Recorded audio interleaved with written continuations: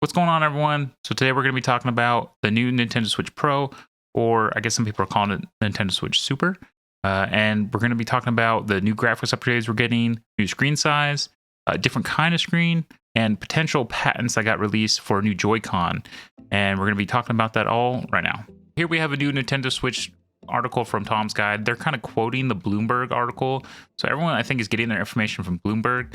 But they just kind of break it down real quick. They say 1080p, 1440, 4K when it plugged in to your TV, and then they kind of talk about how now it's going to potentially compete with PS5s and Xboxes and stuff like that. So they also talk about price hike, because now that they're upgrading everything and we're getting OLED screen and all this, we'll go into that more, that we might see a $50, $100, $150 price hike.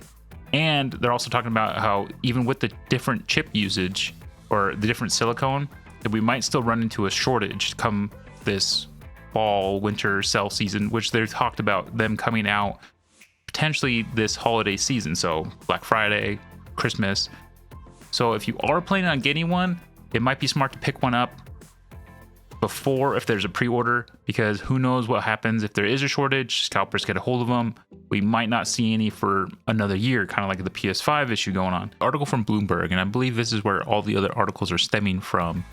And it actually says, Nintendo Co. plans to adopt upgraded NVIDIA Corp chip with better graphics and processing for a new Switch model planned for the year-end shopping season. So we're talking 2021, December, November. So we are getting DLSS support, which is big. I mean, from my understanding, it kind of just adjusts your frame rate as you're playing to make sure you're kind of getting the consistent frames. But then it says it will require new code to be added to games. So, I mean, we're talking about potentially old games not getting an update, or maybe they would do a software update over time, or they might just say from this game forward. And then we're also getting a 7-inch OLED screen, which is big. They haven't said anything about the model, if it's going to be bigger, if they're just going to kind of stretch it, kind of keep it the same size. We don't know yet. So now that we have a Switch Lite, which is a 5.5-inch screen, we have the Switch that is a 6.2-inch screen, and now we're going to have a Switch Pro or Super with a 7-inch screen. It's pretty big. They haven't released any images of what the Switch is going to look like. But I know with image retention on OLEDs, it does take a really long time to burn the image in. And I don't think we should see an issue here, but maybe over like a long period of time, if you're playing the same game consistently, like hours on end, and just kept leaving your game on, maybe. But I don't think it's going to be an issue. And they don't look too different. There's no for sure solid confirmation from Nintendo that this is the Joy-Cons they're going to be using, but these were the patented ones that just came out.